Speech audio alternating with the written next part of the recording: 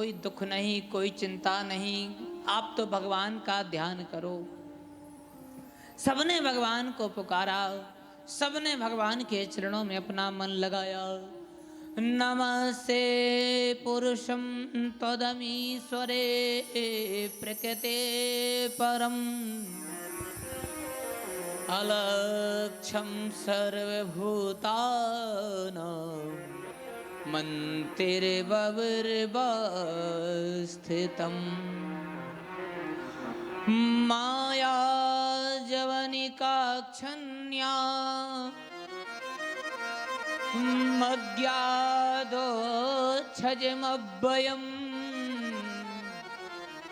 न लक्ष्यसे मूढदृष्टा न सो नाड्याहरो यदि। कहे भगवान हम सबकी रक्षा करो। नमस्ते पुरुषम त्वदमीश्वरे प्रकृते परम, आप प्रकृति से परे हो, आपको बारंबार नमस्कार है। नमस्ते पुरुषम प्रकृति परे प्रवेशरम। हे भगवान अलक्षम सर्वभूतानाम मंत्र भवरवस्थितम, सारे सर्वभूत के आप कल्याण करने वाले हो। माया जवनी कक्षन्या मज्ञादो छजमभयम, इस संसार की जो विचित्र माया है जी आपकी ही बनाई है, और इसी माया में जीव आपको भूल जाता है, आपको भज नहीं पाता, आपको याद नहीं कर पाता, आपको स्मरण नहीं कर पाता। माया जवनी का छन्ना मज्ञादो छजमभयम न लक्ष्य से मूढ़ दशा, अपने लक्ष्य से आपकी माया से वो दूर हो जाता है। क्यों कि यहाँ एक लक्ष्य लेकर, एक संकल्प लेकर आए था कि हम आपका भजन करेंगे, और आपकी ही माया उस संकल्प, उस लक्ष्य को भुला देती है। और जब संसार में जीव आता है तो वो संसार में आपको भूल जाता है। ये भगवान आपकी माया है, तो हम सब पर कृपा करो और हम सबके इस संकट को, इस दुख को दूर करो। इस प्रकार से जब उन सब राजकुमारियों ने भगवान को पुकारा, अरदास लगाई, तो भगवान गरुड़ पर आरूढ़ होकर सत्यभामा को अपने साथ ले आए, और 5 सिर वाला एक दैत्य था मुर, भगवान ने उसका वध किया। भौमासुर को संहार करते हुए उन राजकुमारियों को कैद से मुक्त कर दिया। बोले भक्तवत्सल भगवान की जय हो। उन सब राजकुमारियों को भगवान ने कैद से मुक्त कर दिया और कहा कि जाओ, अब सब अपने अपने घर चली जाओ। कहाँ चली जाओ? अपने अपने घर चली जाओ। वो सब राजकुमारियां कहने लगी कि हे भगवान, अब हमारा घर कौन सा है? हम यहाँ एक दिन की नहीं है कि कोई कह रही कि भगवान हमारे लिए यहाँ 10 वर्ष हो गए, कोई कह रही 5, कोई कह रही भगवान हमें 6 महीने, कोई कह रही 2 महीने। तो ऐसी 16,100 जो कन्याएं राजकुमारी थी, अलग अलग समय बताने लगी कि भगवान हम एक दिन नहीं आए और हम सब स्त्रियां हैं, यदि एक रात्रि एक दिन भी किसी पर पुरुष के यहाँ रुक जाएं तो दुनिया हमें लज्जित की नज़र से देखती है, हमें कलंक की नज़र से देखती है, और हम तो इस दुष्ट के यहाँ, इस दैत्य के यहाँ वर्षों से पड़े हुए हैं। भगवान हे कन्हैया, हे ठाकुर, अब हमारे लिए 2 मार्ग हैं, या तो आपकी शरण, या तो हम सबको अपनी शरण दे दो, हम आपकी सेवा करती रहेंगी, या फिर हमें आपके धाम वैकुंठ की प्राप्ति करा दो, हमें मृत्यु दे दो तो हम सब मर जाएं। 2 ही उपाय हैं भगवान। क्यों कि अब हमारे जीवन का कोई मतलब नहीं है। हम अपने घर जाएंगे तो हमारे माता पिता हमें स्वीकार नहीं करेंगे, हमारे से अब कोई राजा महाराजा राजकुमार विवाह नहीं करेगा। भगवान हम कहाँ चले जाएं? अब तो आप ही, हे कृपालु, हे दयालु, अब आप ही हमें अपनाओ। तो फिर बाबा सुखदेव कहते हैं कि राजन, वहाँ भगवान ने उन 16,100 राजकुमारियों को अपनाया और उन सब के साथ भगवान का विवाह हुआ। तो ऐसे 16,100 विवाह भगवान के एक साथ हुए और सब पटरानी मिलजुल कर भगवान की हो गई 16,108। बोलो राधे राधे दीवाना बना दिया। बोली वृंदावन बिहारी लाल की जय हो। दीवाना बना दिया मुझे, मस्ताना बना दिया। हो बनवारी तेरी यारी ने दीवाना बना दिया। हल्का सा जो खत्म करा था ना रिवर्ब डाल दो वापस से। हाँ 14-15 दिन हो गए लगातार गाते गाते। हो दीवाना बना दिया मुझे, मस्ताना बना दिया। दीवाना बना दिया मुझे, मस्ताना बना दिया। ओ बनवारी ओ गिरधारी, ओ बनवारी तेरी यारी ने दीवाना बना दिया। बनवारी तेरी यारी दीवाना बना दिया।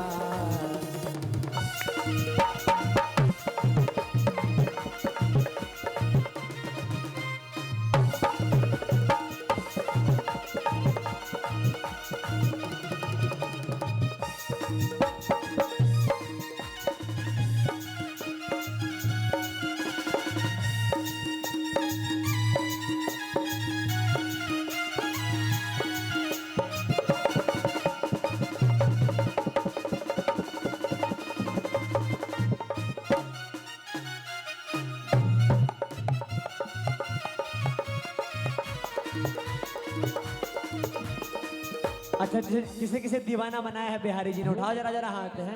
तो 4 ही यहाँ पर भक्त खड़े हैं। आप लोगों ने दीवानगी नहीं छाई श्याम नाम की।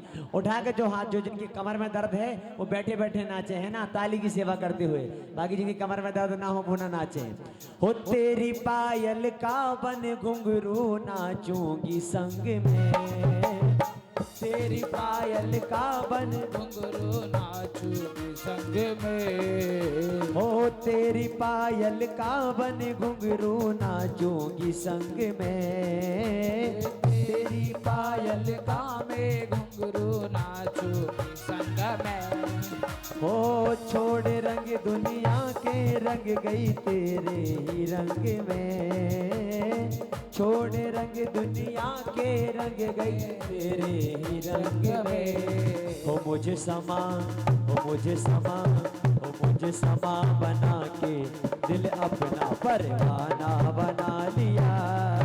मुझे समा बना के दिल अपना परवाना बना लिया।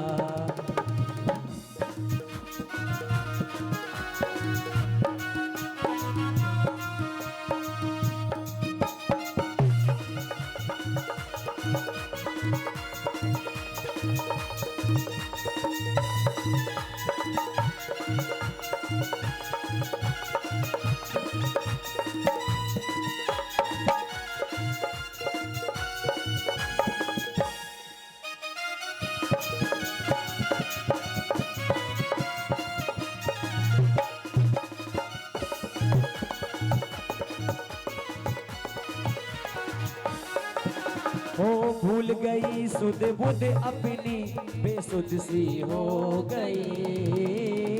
भूल गई सुध बुध सी हो गई। हो अपने ही घर में रह के अनजानी हो गई। अपने ही घर में रहकर अनजानी हो गई। हो तुम्हें क्षमा, हो तुम्हें समा, हाँ तुम्हें समा बना के दिल अपना परवाना बना दिया। बनवारी तेरी यारी ने दीवाना बना दिया।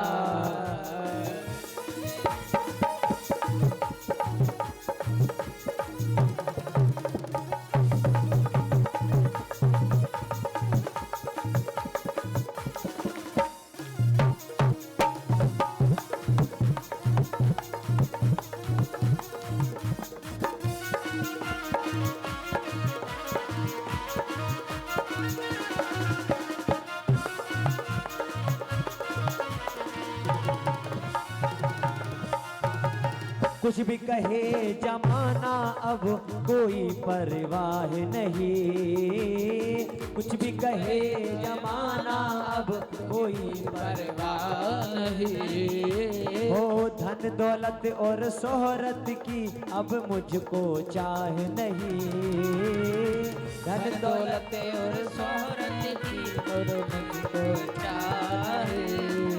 अब मुझको क्या करूं, क्या करूं, कांच के टुकड़ों का मैंने हीरा पा लिया, क्या करूं, कांच के टुकड़ों का मैंने हीरा पा लिया।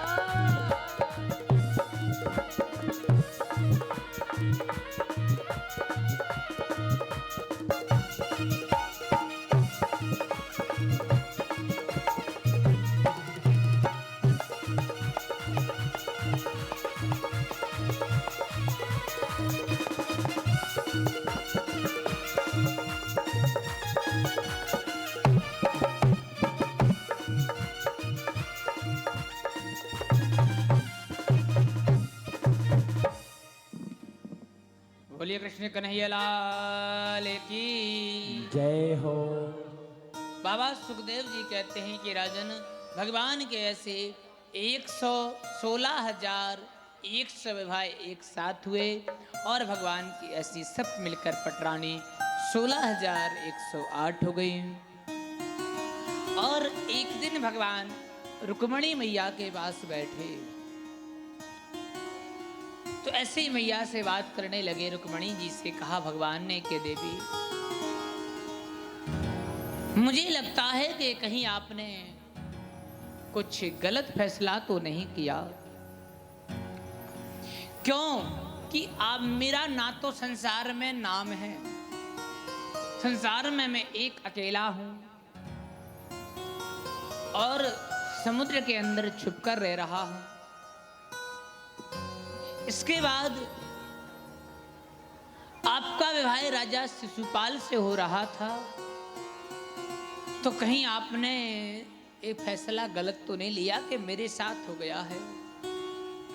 भगवती रुक्मणी चरणों में बैठ गई और भगवान से कहने लगी कि हे भगवान, यदि मेरी सेवा में कोई कमी रह गई हो तो मैं क्षमा चाहती हूँ। और एक बात कहने लगी कि भगवान, आप कह रहे हो कि मैं संसार में समुद्र के अंदर छिपके रह रहा हूँ, आप बिल्कुल बात सत्य कह रहे हो। आप इस संसार में रहते हो, इस संसार सागर में, सागर यानी समुद्र। राधे राधे। बस 1.5 घंटे की बात और है।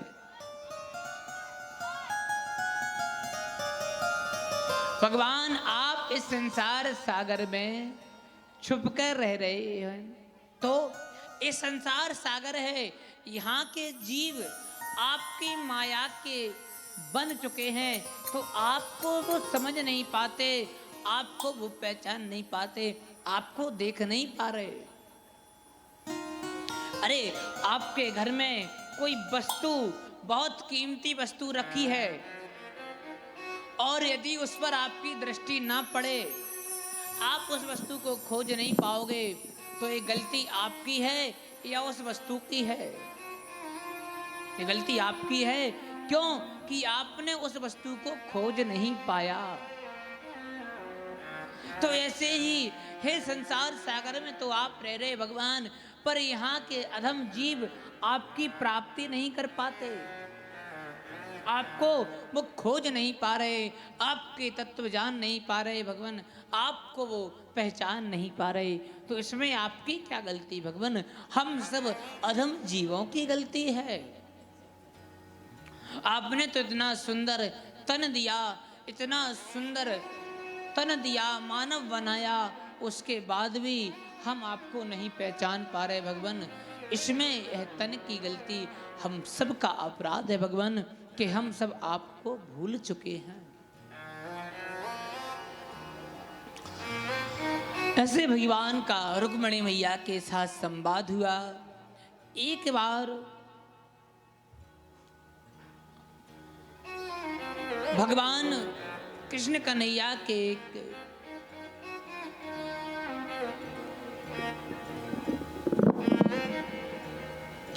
यदुवंश का एक राजकुमार था अनिरुद्ध,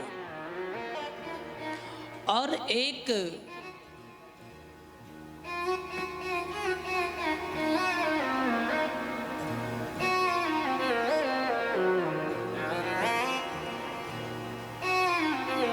राधे राधे,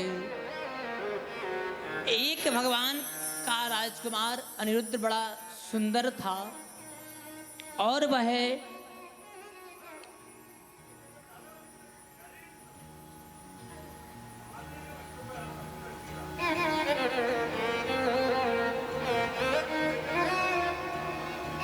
उसका विवाह जिस समय हुआ तो उस समय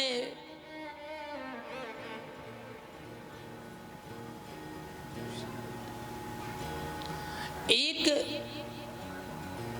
बाणासुर दैत्य जो भगवान शंकर का परम भक्त था, भगवान शंकर का परम उपासक, परम भक्त, भगवान शंकर की उसने खूब तपस्या की। तपस्या से भगवान शंकर हुए, भगवान ने उसे वरदान दिया और एक ध्वजा दी कि जिस दिन ये ध्वजा गिर जाएगी उस दिन जान लेना कि तुम्हारे ऊपर संकट आ जाएगा, तो मैं तुम्हारी रक्षा को आ जाऊंगा, ऐसा उसे वरदान दिया। और उसकी पुत्री का नाम था उषा। उसने एक दिन रात्रि में स्वप्न देखा कि एक सुंदर राजकुमार से उसका विवाह हुआ, बहुत सुंदर राजकुमार है, उससे उसका विवाह हुआ। तो उसने अपनी सखी को बुलाया, चित्रलेखा को, और उससे कहा कि मैं अब विवाह उसी राजकुमार से करूंगी जिससे मैंने स्वप्न में विवाह किया है, बहुत सुंदर राजकुमार है, मैं अब उसी से विवाह करूंगी। उषा ने कहा कि तो फिर वो किस देश का राजा है, राजकुमार है, कहाँ है, कौन है, कुछ पता है? उसने कहा नहीं, मैंने केवल स्वप्न में देखा है। अब उस तक कैसे पहुंचे? तो पहले सूर्यवंश के जितने राजा राजकुमार थे उन सबके चित्र चित्रलेखा ने बनाए। वो किसी राजकुमार के चित्र को नहीं पहचान पाई कि इनमें से कोई नहीं। चंद्रवंश के बनाए हुए जब अनिरुद्ध का चेहरा उसने बनाया, चित्र बनाया, तो उसने पहचान लिया कि यही वो राजकुमार है जिससे मेरा स्वप्न में विवाह हुआ है। तब जाकर चित्रलेखा को उसने कहा कि अपनी माया के द्वारा उस यदुवंशी राजकुमार को मेरे भवन तक पहुंचा दो, मेरे महल तक पहुंचा दो। अनिरुद्ध को माया के द्वारा यहां बुलवा लिया उसने। कुछ दिन तो अनिरुद्ध की आपसी में बातचीत नहीं हुई। भगवान अनिरुद्ध के जैसे संस्कार थे नहीं उन्हें स्वीकार किया, पर भगवान सुखदेव जी कहते हैं कि राजा जब दोनों में बातचीत हुई, दोनों में प्रेम हुआ, तो दोनों एक साथ रहने लगे एक ही महल में।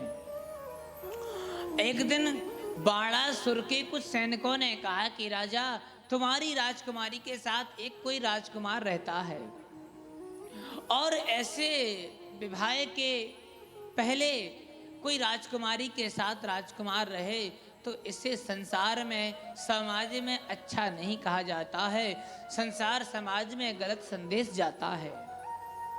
बाणासुर ने क्रोध में आकर अनिरुद्ध को कैद कर दिया, और जब अनिरुद्ध को कैद किया तो उषा ने एक पत्र लिखा भगवान श्री कृष्ण कन्हैया को कि भगवान आपके अनिरुद्ध हमारे पिता के यहाँ कैद हैं और हम उनसे विवाह करना चाहते हैं। पिताजी हमारे किसी भी भांति हमारी बात मान नहीं रहे, आप आइए और हमारा अनिरुद्ध से विवाह करा दीजिए। तो भगवान कन्हैया अपनी सेना के साथ आए। बाणासुर पर जब भगवान द्वारकाधीश ने आक्रमण किया तो जो ध्वजा भगवान शंकर ने दी थी वो बाणासुर की ध्वजा टूट गई, गिर गई। बाणासुर समझ गया कि अब हमारा समय निकट आ गया है, जो हमारा खराब समय आने वाला था। अब भगवान शंकर को बुलाया तो भगवान शंकर भी प्रकट हो गए और मेन दरवाजे पर, मुख्य दरवाजे पर भगवान शंकर खड़े हो गए। भगवान कन्हैया आए। वासुदेव ने कहा कि बाबा मुझे जाने दो, मैं आपका भक्त हूँ। बाबा कहने लगे कि हे वासुदेव भगवान, मैं भी आपका भक्त हूँ, आप आज मेरी बात मान लो, आप आज पीछे लौट जाओ। क्यों कि मैं आज आपको नहीं जाने दूंगा, अपने भक्त की रक्षा के लिए खड़ा हूं मैं यहां। सुखदेव जी कहते हैं कि दोनों महाशक्तियों में भयानक युद्ध होने लगा। बड़े बड़े देवास्त्र ब्रह्मास्त्र चलाने लगे भगवान। अस्त्रों की घनघोर वृष्टि।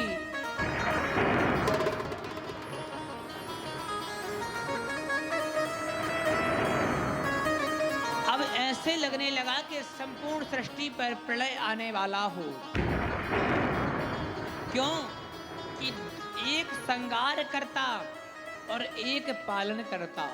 संगार करता भगवान शिव और पालन करता भगवान हरि विष्णु।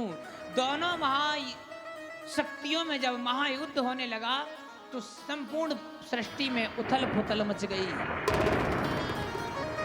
भगवान शंकर ने अपना पाशुपाश अस्त्र चलाया, भगवान नारायण ने अपना नारायणी अस्त्र, भगवान ने अपना त्रिशूल, तो भगवान नारायण ने अपना सुदर्शन चक्र।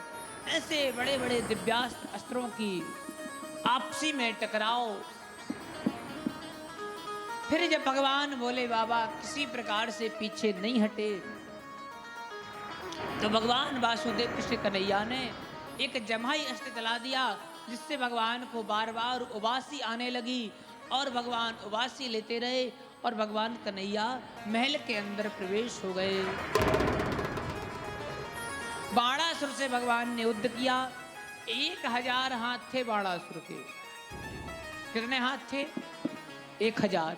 उन हाथों को काट दिया। 2 हाथ बाणासुर के बचे। अनिरुद्ध को कैद से निकाला और उषा के साथ अनिरुद्ध का भगवान ने विवाह कराया और अपने साथ द्वारकापुरी ले आए। बोले द्वारकाधीश भगवान की जय हो। इसी में